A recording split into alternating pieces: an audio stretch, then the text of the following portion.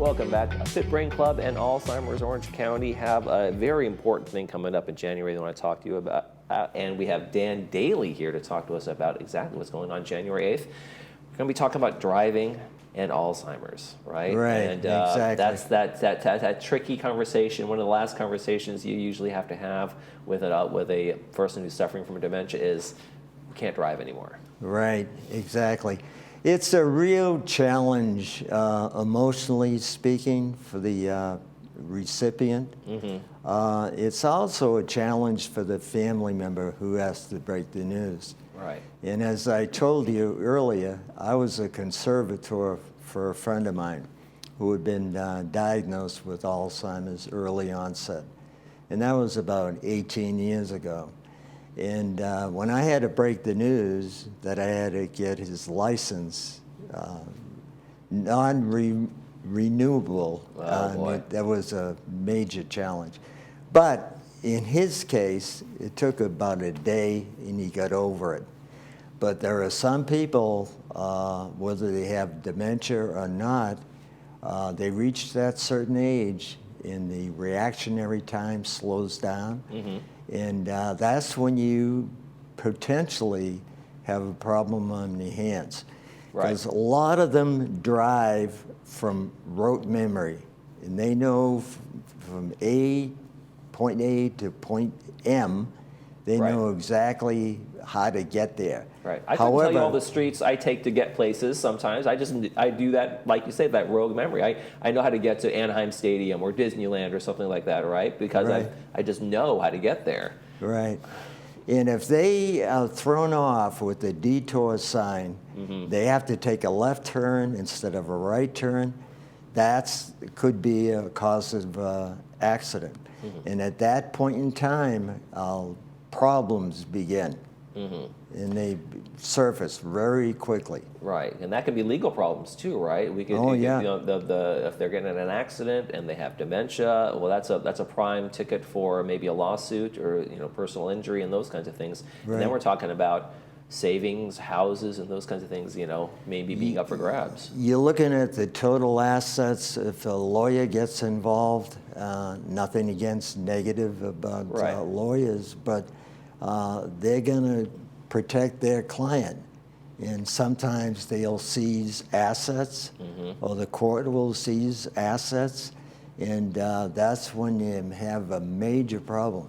And the individual who caused the accident, that's one thing.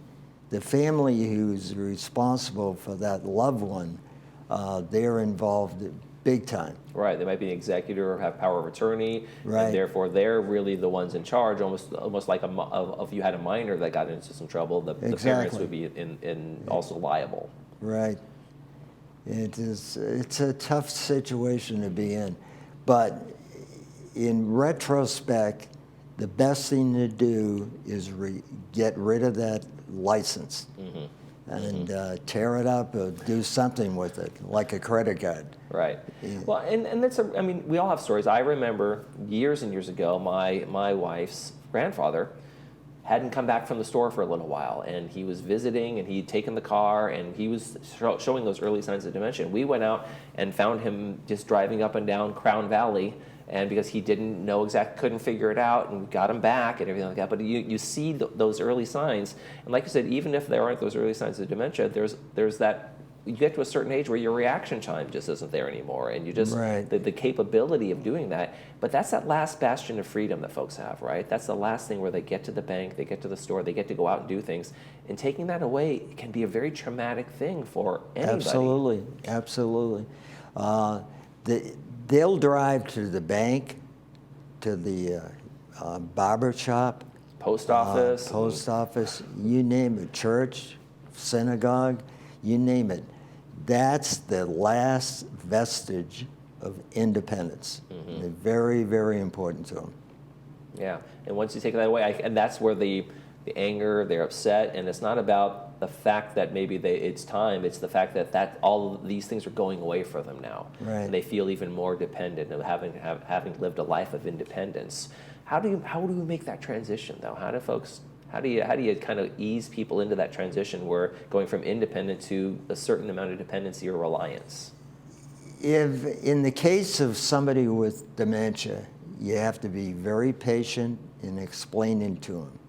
And sometimes you'll have a visual aid and showing the results of a major accident.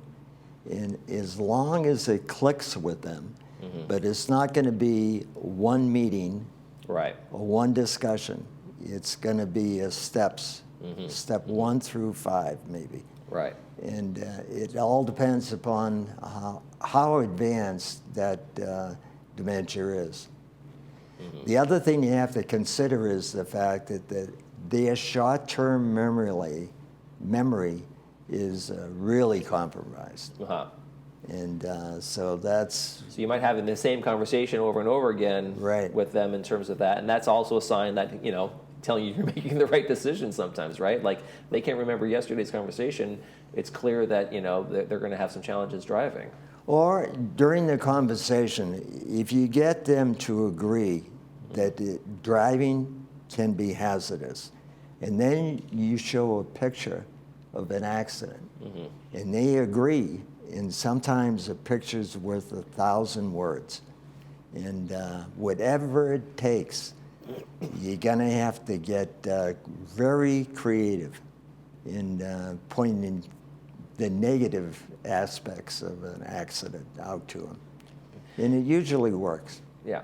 We have a speaker. You have a speaker coming up on January 8th. Tell us about the event. Tell us about what's going on there. January 8th will be the Fit Brain Club. Debbie Ricker, who's an occupational therapist, who's registered, licensed, she'll be discussing all the problems with dementia and driving and all the pitfalls that can result from driving and getting in an accident. And the meeting itself, we anticipate a lot of people will walk through the first time. Everything is free. We have a company called Adapt to It. It's a local company here in Laguna Woods, and they'll provide quality, healthy refreshments. And I went to Starbucks at the corner of De Valencia and El Toro, and they have donated free coffee. Oh, terrific. Terrific. So yeah, that works out. I've been there great. many times. Oh, yeah, it's a great spot. Now, this event is really for family members and caregivers, right? To kind of help them get the step-by-step process that they can take, the proven step-by-step process that works, that is kind of reliable in terms of having those conversations about driving. Yeah, it's open to all the residents of Laguna Woods Village, and we get anywhere from 35 to 85 people, depending upon. And this particular subject will attract a lot of residents. Yeah, and it's an important one. I know how important that is, and you know, bottom line is, I think the family members, you know, you try to let them know that you're there for them. This is because we love you, because we care for you, and we want to see you safe. You know, Right. and that's one of those things that also can be sometimes lost. And that, you know, we're taking away your keys, but it's not about that. It's about the care that you have for this person. You want to make sure they're okay and they don't harm anybody else as well. Right, and our credibility is unquestionable. We've been providing speakers for the Fit Brain Club every year for the last 14, 15 years. So they know when we bring in a speaker, it's going to be a very knowledgeable, very dramatic sometimes. It could be a healthcare professional, it could be an attorney, it could be somebody from the Council on Aging, and in this particular case, a very unique topic and speaker. Yeah, terrific one. Dan Daly from Alzheimer's Orange County, thank you so much for coming in, talking about this, a very important topic, and make sure, folks, you get out to that January 8th event. It's going to be a good one. Thanks for joining us. Thank you for the invitation. And Happy New Year. Happy New Year to you. All right, you're watching This Day. We'll be right back.